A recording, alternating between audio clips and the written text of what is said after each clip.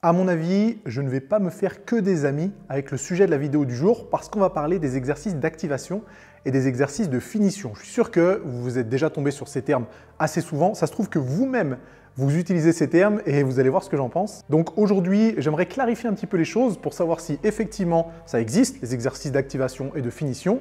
Si ça existe, est-ce qu'il faut les utiliser et dans quelles conditions? En tant que coach, je suis très attaché à ce qu'on utilise les bons termes, que ce soit les coachs d'ailleurs ou les pratiquants.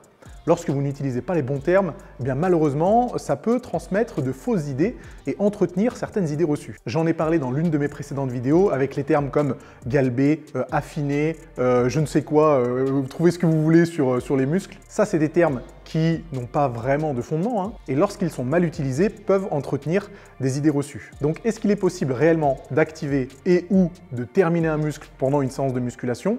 On va voir ce qu'il en est. Comment on pourrait définir ces deux termes? On va commencer par l'activation musculaire. Les personnes qui choisissent de faire des exercices d'activation musculaire les placent en général forcément en début de séance pour probablement optimiser le recrutement et ou les sensations sur le muscle en question. Alors je sais, on va un peu tomber dans le cliché, mais malheureusement c'est un peu la réalité et on voit souvent des pratiquantes effectuer des exercices pour activer les fessiers dans l'espoir peut-être de mieux les recruter dans les autres exercices de la séance et d'avoir plus de résultats. Donc on tombe parfois sur des trucs un peu à dormir debout, la plupart du temps effectués au poids du corps ou avec des poulies, en série longue avec des charges légères pour commencer à avoir un semblant de sensation. Et sur le papier, on pourrait se dire, bah pourquoi pas en fait. Ça permet de s'investir un petit peu mieux dans sa séance et si jamais on est satisfait des sensations, pourquoi pas continuer. Sauf que faire des choses qui ne servent à rien, même si ça provoque de bonnes sensations, bah ça sert toujours à rien. Revenons-en aux bases.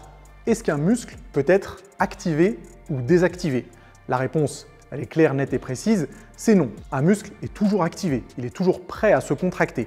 D'ailleurs, vos fibres musculaires, elles sont capables de faire qu'un certain nombre de choses, hein. En l'occurrence, se contracter ou s'étirer, et puis bien sûr, s'hypertrophier ou s'atrophier. Alors par contre, un muscle peut effectivement être préparé à un effort. Mais là, on n'appelle pas ça de l'activation, on appelle ça de l'échauffement. Vous voyez pourquoi c'est hyper important d'utiliser les bons termes? Parce que activation, c'est du vent, c'est basé sur rien du tout, alors que échauffement, c'est un terme qui existe et on sait ce qu'il est nécessaire de faire pour échauffer des fibres musculaires ou même faire un échauffement articulaire. Certains pratiquants ou certaines pratiquantes pourraient prétendre que l'activation musculaire, c'est aussi une sorte d'activation nerveuse. Et là, c'est pareil, on a un petit souci, parce que l'activation nerveuse, certes, ça peut exister, mais ça ne se fait pas avec des séries longues ni avec des charges légères. L'activation nerveuse, c'est un protocole bien particulier et qui est en général utilisé lorsqu'on va faire des efforts maximaux ou alors des séries de travail qui sont relativement courtes. Mais l'activation nerveuse pour du travail en hypertrophie dans une fourchette de 8 à 12 répétitions,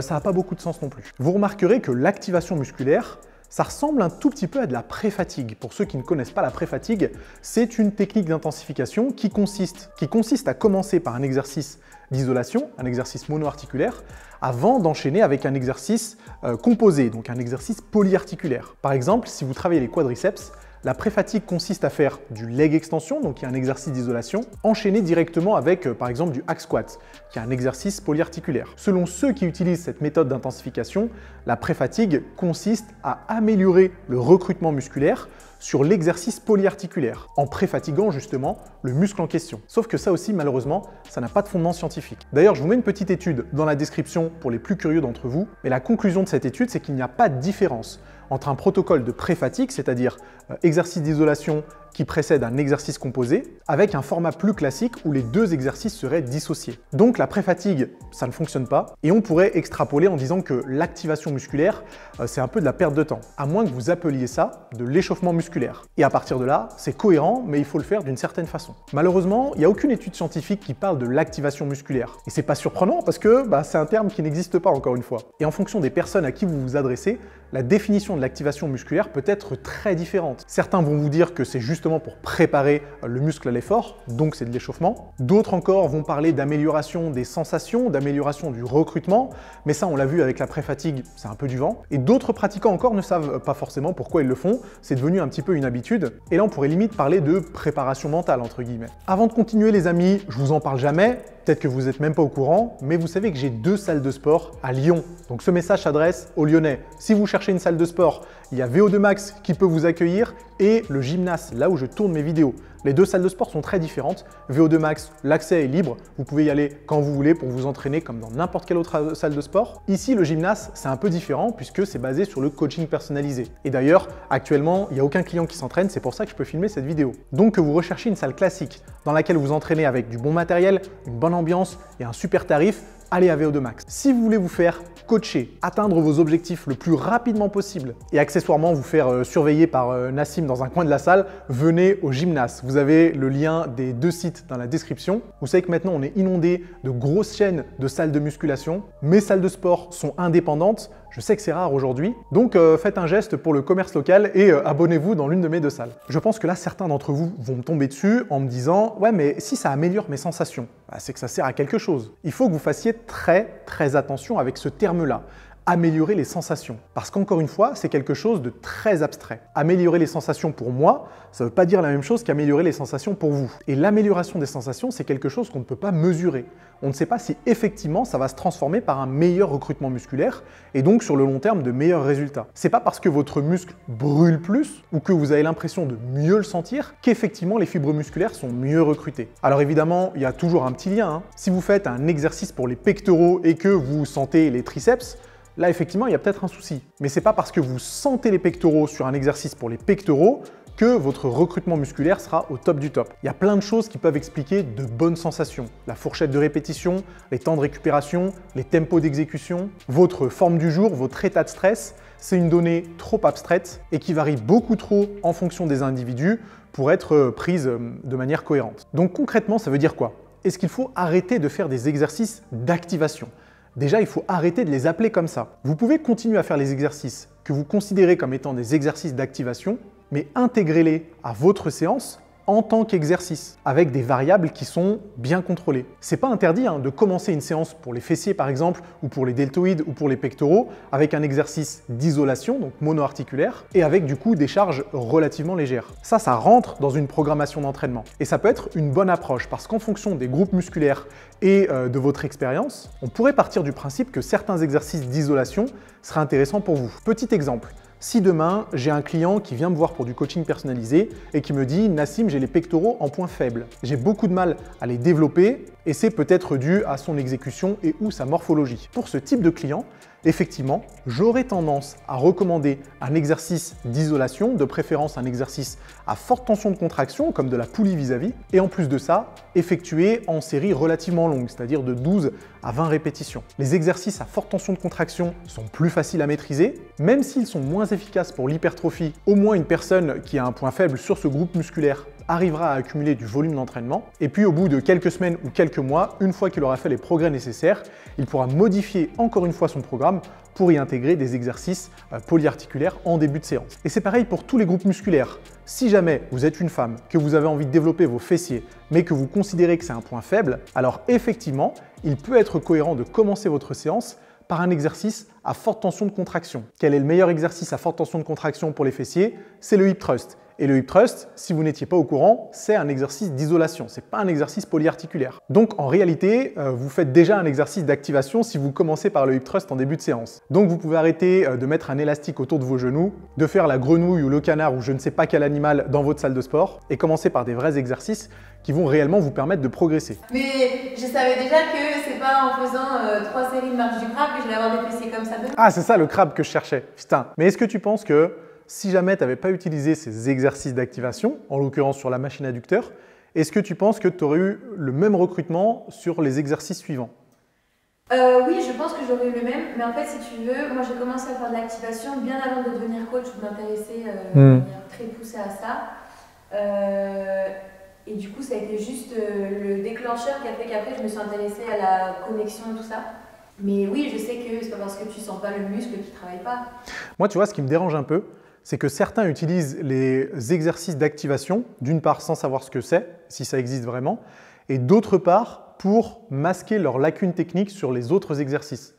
Pour moi, si tu ne sens pas les fessiers ou les pectoraux ou quoi que ce soit sur un exercice, en l'occurrence polyarticulaire, c'est pas parce que ton muscle n'est pas activé, c'est aussi parce que tu ne sais pas l'effectuer. Oui, c'est comme si tu essayais de mettre une cale sur un truc qui restera bancal, quoi. C'est ça, c'est ça. Donc pour moi, il vaut mieux prendre le problème à la base.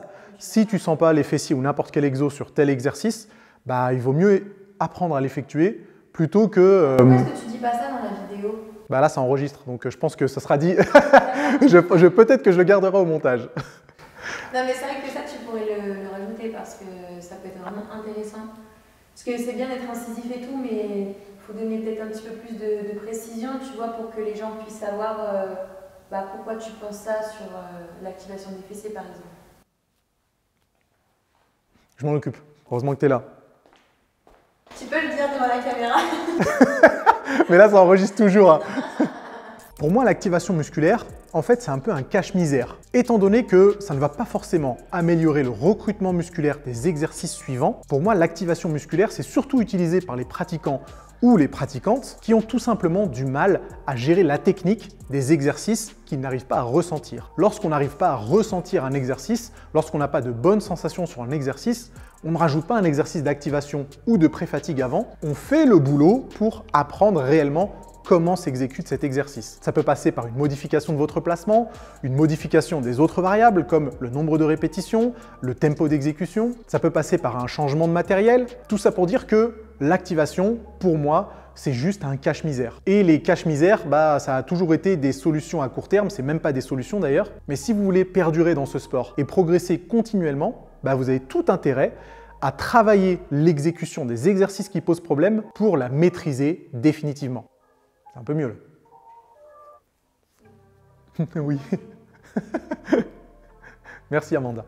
Ok, l'activation musculaire, on arrête d'utiliser ce terme. Maintenant, les exercices de finition, les fameux finishers que je vois à peu près tous les jours sur les réseaux sociaux, avec des exercices de finition qui changent tout le temps. Alors le lundi, le curl biceps à la barre, c'est un exercice classique. Le mardi, c'est un exercice de finition apparemment. Le mercredi, c'est un exercice d'activation. En gros, c'est le bordel. Et force est de constater que, en général, les personnes qui utilisent ce genre de termes ne savent pas déjà comment créer une programmation d'entraînement cohérente. Les exercices de finition, c'est le même problème que les exercices d'activation. Vos groupes musculaires n'ont pas besoin d'être finis. On n'a pas besoin d'ajouter un exercice dit de finition à la fin d'une séance. Et le problème, c'est que, à la limite, si jamais on savait exactement de quoi on parlait avec un exercice de finition, c'est-à-dire peut-être un exercice d'isolation fait en série de 20 avec des récup courtes pour optimiser la congestion ou je ne sais quoi, là, ça pourrait avoir un peu de sens. Mais encore une fois, selon les personnes qui utilisent ces exercices de finition, on peut avoir des choses qui sont complètement contraires, avec des exercices de finition qui sont des fois des exercices à forte tension d'étirement,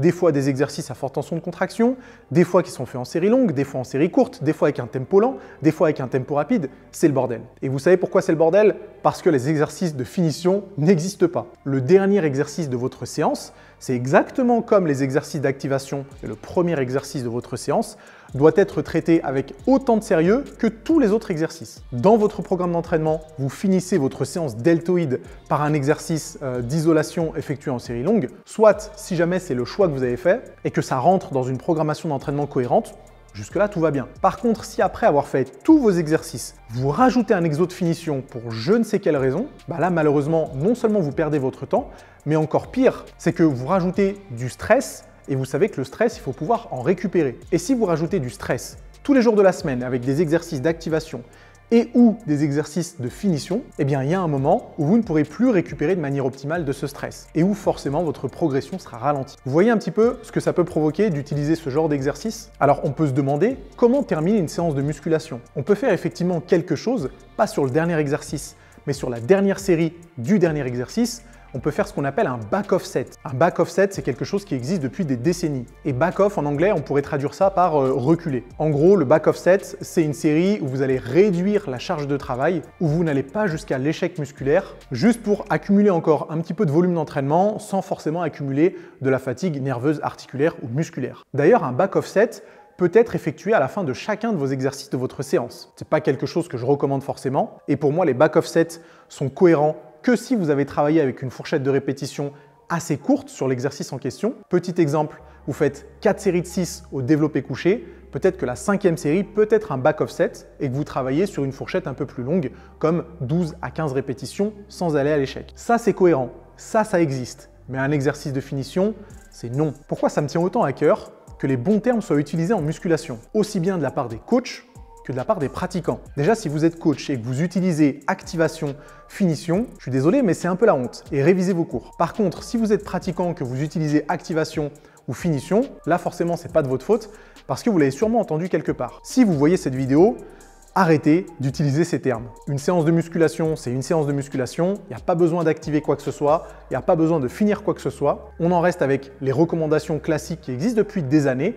On échauffe son système cardiovasculaire, articulaire et musculaire avant une séance. Et puis, on peut faire un retour au calme à la fin d'une séance, comme je l'ai expliqué dans l'une de mes vidéos où je vous disais que je ne consommais pas de shaker protéiné juste à la fin de ma séance, ni de repas d'ailleurs, parce que je profitais des quelques minutes à la fin de ma séance pour faire un réel retour au calme et faire en sorte que mon rythme cardiaque puisse descendre et que mes cycles respiratoires puissent se ralentir. Ne m'en voulez pas si jamais vous utilisiez les termes activation musculaire et ou finition. Après tout, il n'est pas trop tard pour changer un peu d'habitude. Si c'était le cas, n'hésitez pas à me le dire dans les commentaires et je serais curieux de savoir quels exercices vous utilisiez en activation et ou finition. On pourra continuer d'en discuter dans les commentaires et je vous dirai ce que j'en pense. Les amis, c'est tout pour aujourd'hui. J'espère que la vidéo vous a plu. Si c'est le cas, gros pouce en l'air. Évidemment, on s'abonne à la chaîne et nous on se retrouve dans quelques jours pour la prochaine vidéo.